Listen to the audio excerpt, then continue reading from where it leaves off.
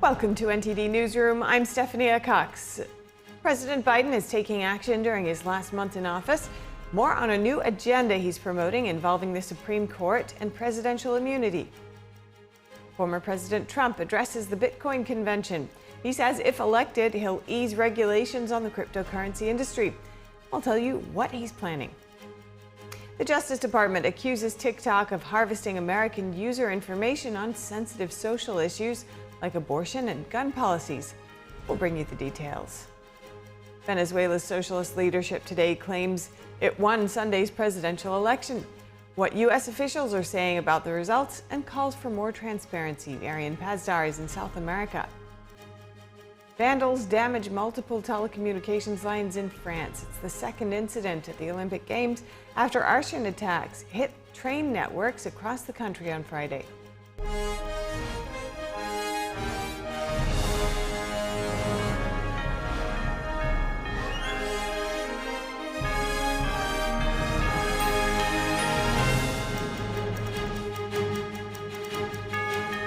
President Biden is urging Congress to support two major Supreme Court changes and a constitutional amendment.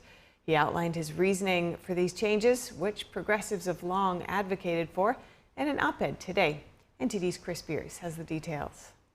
Biden's proposals for the Supreme Court include term limits for justices and a binding code of ethics. He's also advocating for a constitutional amendment to eliminate presidential immunity from prosecution. Biden wrote that America was founded on a simple yet profound principle that no one is above the law.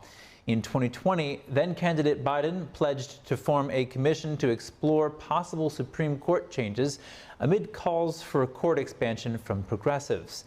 The commission released their report in December 2021, but Biden had not acted on it until now. The president is set to outline his plan today at the LBJ Presidential Library on the 60th anniversary of the Civil Rights Act. TikTok is once again back in the spotlight. The Justice Department has accused the Chinese-owned platform of harvesting user information on sensitive social issues. This marks the federal government's first major defense in a string of lawsuits against TikTok. NTD's Sam Wang has more.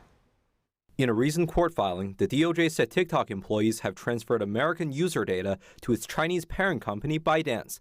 The action was made possible through an internal web suite system called Lark, which allows TikTok workers to communicate directly with ByteDance engineers. Officials said the social media app collected users' opinions on sensitive topics, including abortion, religion, and gun rights restrictions. The federal government has long voiced concerns over national security risks surrounding TikTok and its ownership structure. Earlier this year, President Biden signed a bipartisan bill that requires TikTok to divest from ByteDance or else face a ban on all U.S. app stores.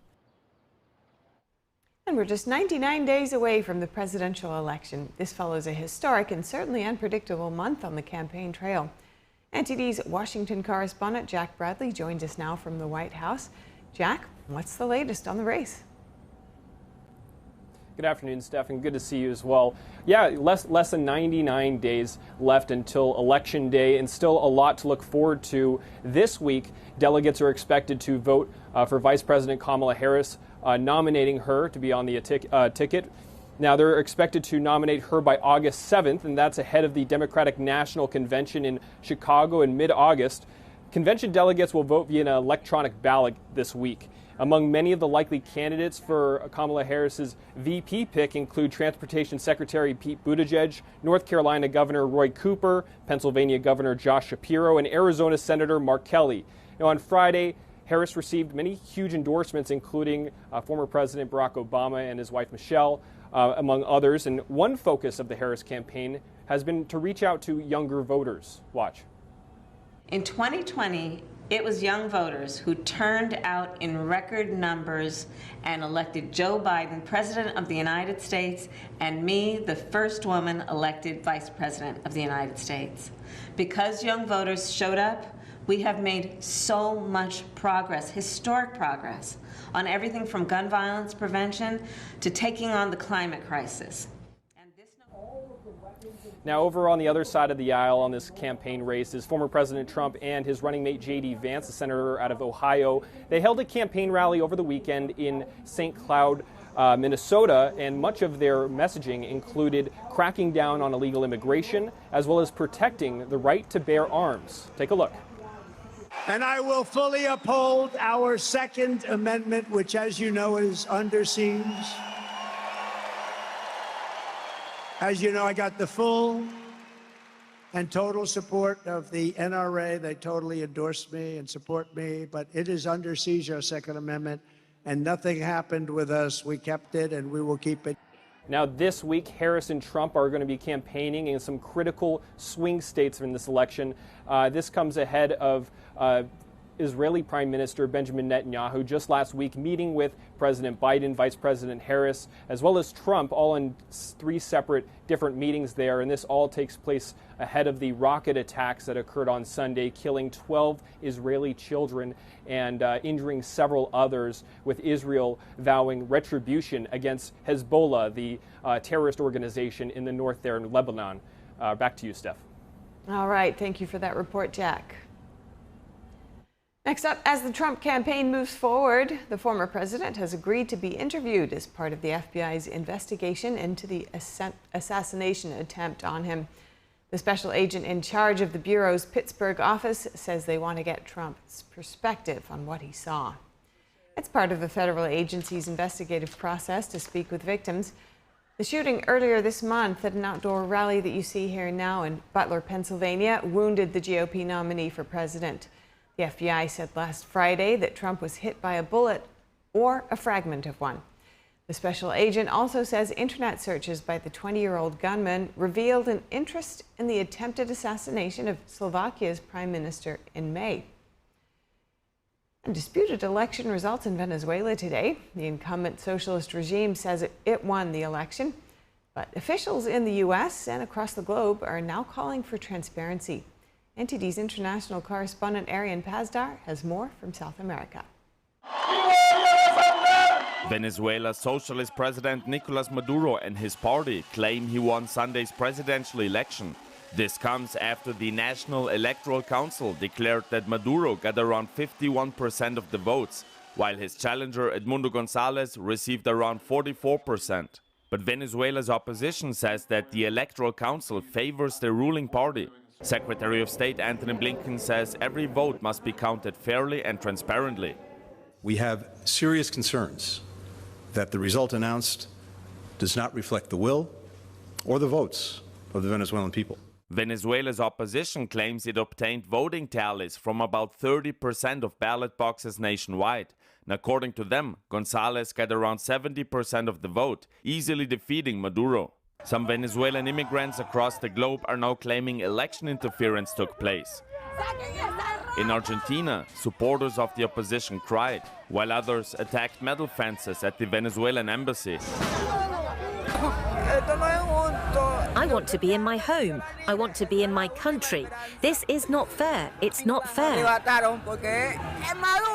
After the results were announced, Florida Senator Marco Rubio claimed that the Maduro regime in Venezuela has just carried out the most predictable and ridiculous sham election in modern history. Now, after their results were announced on Sunday night, the opposition said that they haven't actually seen the votes. They now want the electoral authorities to show them the results issued by the voting machines. The White House on Monday made similar demands. The U.S. and the international community will continue to call on the authorities to release those tabulated results without delay. The White House was also asked if the U.S. considers to increase sanctions if Venezuela doesn't release the votes. The spokesperson said they won't talk about possible consequences just yet. Reporting in Brazil, Arian Pazdar, NTD News. And former President Trump says if elected, he'll make it easier for cryptocurrency companies to do business in the U.S. He shared some of his plans during a campaign stop at the industry's largest convention. Trump called the Biden administration's heavy-handed approach to regulating the cryptocurrency industry as a, quote, war on crypto.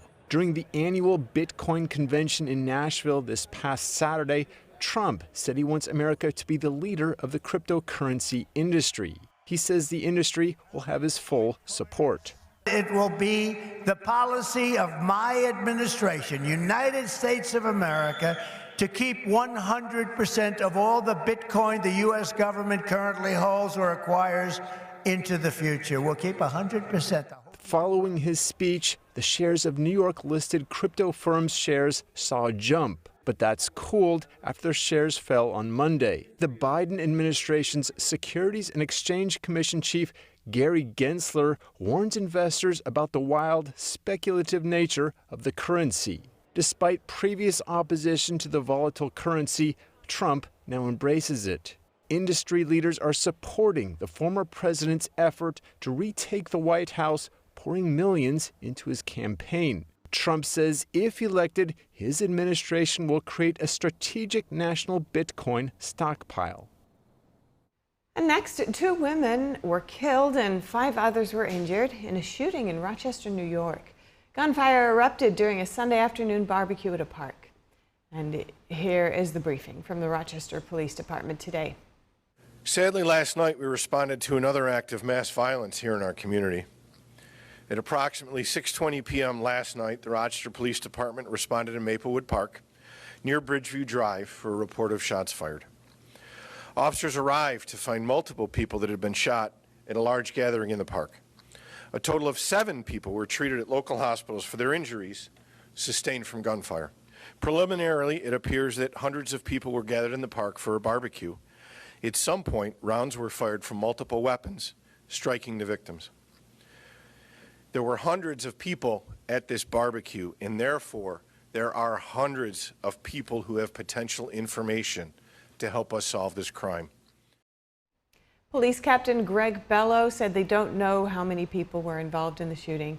No suspects are in custody. Police ask anyone with video of the shooting to call 311 or 911. And thousands of firefighters are still battling the ever-growing park fire in Northern California. The blaze more than doubled in size in a 24-hour span over the weekend. According to CAL FIRE, the blaze is located about 90 miles north of the state capital of Sacramento. It had burned more than 360,000 acres. The fire has destroyed 134 structures and is 12% contained as of Monday morning. Evacuation orders and warnings were issued for several counties in Northern California. A man was arrested on July 25th on suspicion that he started the park fire by pushing a flaming car into a gully the day before. And a new abortion ban became law today in Iowa. The law bans abortions after 6 weeks of pregnancy. The state's previous ban was up to 20 weeks of pregnancy. The American Civil Liberties Union challenged the new law after Iowa lawmakers passed it last year. It took effect for a few days before a district court judge blocked it. Iowa Republican Governor Kim Reynolds appealed that decision to the state's high court, which ruled in her favor. Iowa is one of 4 states nationwide that ban abortions after 6 weeks of pregnancy. Meanwhile, 14 states have near total bans at all stages of pregnancy. The Iowa Supreme Court's decision follows the ruling by the U.S. Supreme Court that says there is no constitutional right to abortion. When we come back, vandals damage multiple telecom lines in France. It's the second incident at the Olympic Games after arson attacks hit train networks across the country on Friday. The Olympic Games opening ceremony in Paris sparks backlash. A parody of The Last Supper featured drag queens and a transgender model. David Vives has the story from Paris after the break.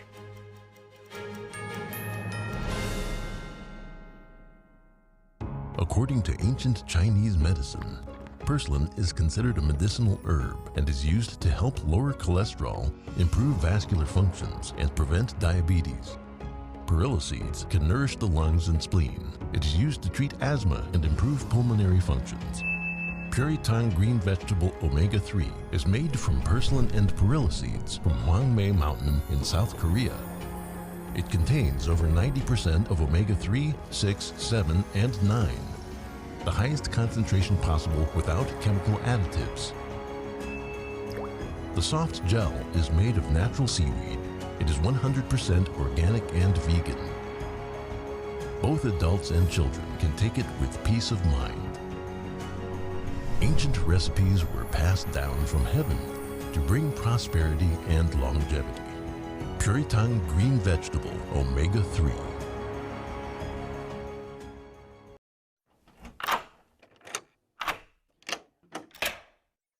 I'm Jonathan Lawson.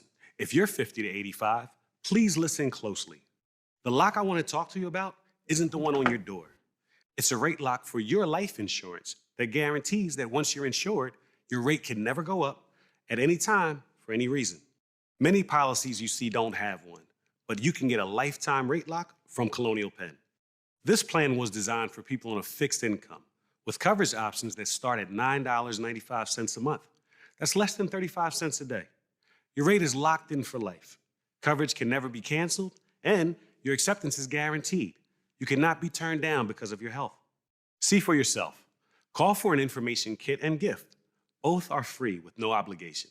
Call 1-800-624-6556 for your free information and your free gift. That's 1-800-624-6556. 1-800-624-6556. Call now.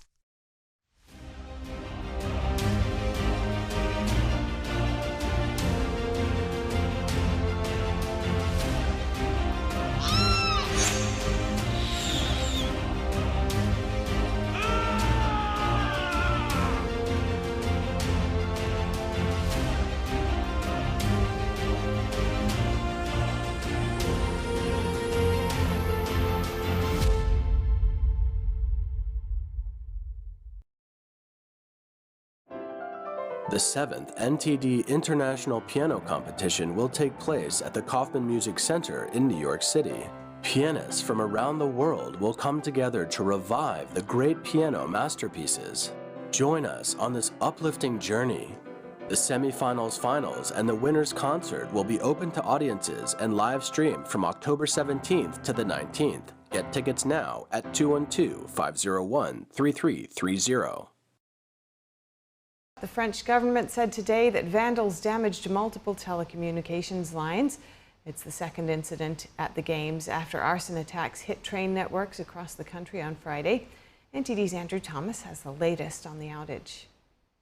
Marina Ferrari, French Secretary of State in charge of digital affairs, said that the damage in several regions overnight affected some telecommunication companies. Telecom operators Bouygues and Free confirmed their services were affected.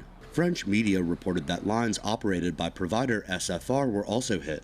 You really need to know the network to be able to intervene and cut the cables and do this kind of act of vandalism. Ferrari said the vandalism led to localized impacts on access to fiber, fixed, and mobile phone lines. A French police official said at least 6 of France's administrative departments were affected, including the region around the Mediterranean city of Marseille, which is hosting Olympic soccer and sailing competitions. Free's parent company said its teams have been mobilized to restore services. Andrew Thomas, NTD News. The opening ceremony of the Olympic Games in Paris has sparked some controversy. Segments of the show featuring drag queen performances in a Christian setting faced pushback from Christian groups and the Catholic Church. Organizers of the ceremony presented apologies later. NTD's international correspondent David Vives spoke to a historian. Despite featuring stunning moments and beautiful scenes, the game's opening ceremony on Friday segments sparked outrage among some viewers. One of them resembled the biblical scene of Jesus Christ and his apostle sharing a last meal before crucifixion, and featured drag queens, a transgender model, and a naked singer made up as a Greek god of wine, Dionysus. For French historian Marion Sigaud, this was a desecration of France's history. They tried to make people believe that France was that, and I think that the French will feel violated. It's a violation of our history, of our integrity, of our feelings, of our most elementary feelings, which are humanity, which are the search for beauty and goodness. The scene has notably been censored and not broadcasted in Morocco and Algeria. In the US, NBC Channel broadcasted commercials and images of the US Olympic teams instead of the scene. It also drew dismay among the Catholic Church and the religious right in America. Donald Trump Jr., Elon Musk, and House Speaker Mike Johnson voiced to have spoken out about the scene. Paris 2024 organizers apologized on Sunday to Catholics and other Christian groups in a press conference. And clearly there was never an intention to show disrespect to any religious group. If people have taken any offense, we are of course really sorry. It was just a message supporting the French Republican values. In France, we're allowed to love who we want, how we want. France, while proud of its rich Catholic heritage, also has a long tradition of secularism and anti-clericalism. Another scene in the opening ceremony involved a beheaded Queen Marie Antoinette singing revolutionary songs in the place she was executed. Sigaud says this also added to the consternation. We act as if France had never been Christian, as if France had been liberated from Christianity. Christianity was martyred in France. It has been tyrannized. It has not suddenly disappeared. It has been slandered. The French cultural heritage is more than in danger. It's under attack from all sides. But I don't get the impression that people are buying it. The International Olympic Committee welcomed the clarification from the opening ceremony organizers. David Vives, NTD News, Paris. And the controversial scene is costing Olympics organizers a major sponsor.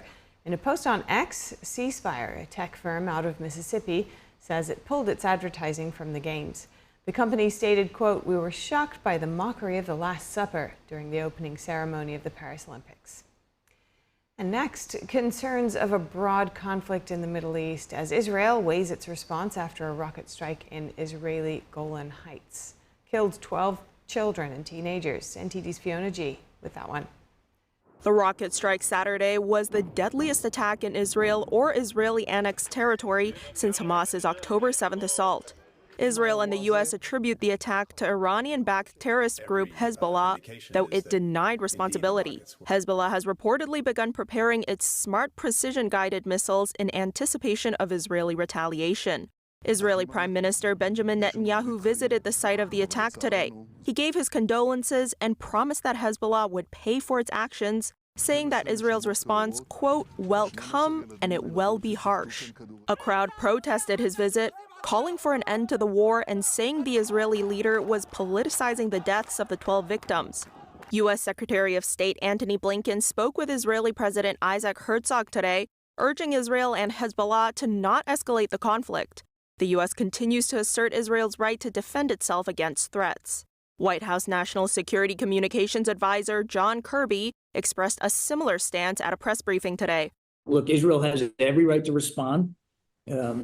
It's Hezbollah that started firing on Israel way back in October. And I think we need to keep that in mind. But nobody wants a broader war, and I'm confident that we'll be able to avoid such an outcome.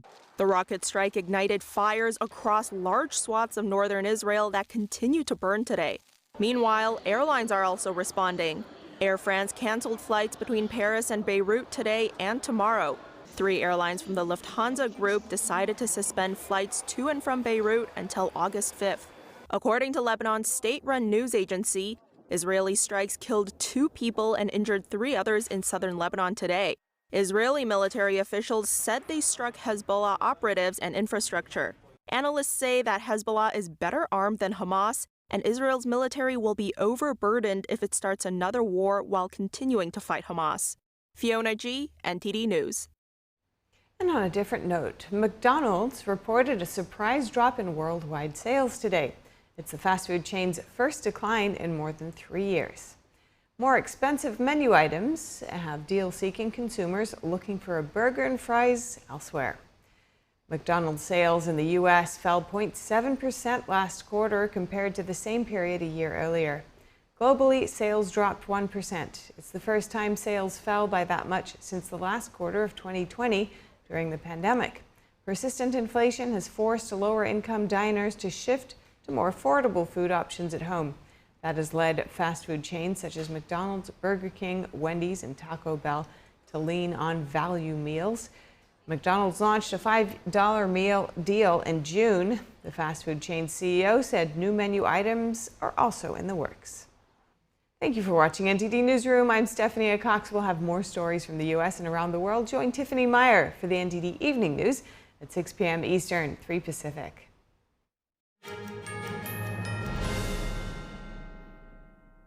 Freedom is not free, and neither is the truth. In order to bring you the facts, our reporters are out there on the front lines getting the true story. Some of them served 10 years of prison in China. We've been censored on social media. Our Hong Kong printing offices were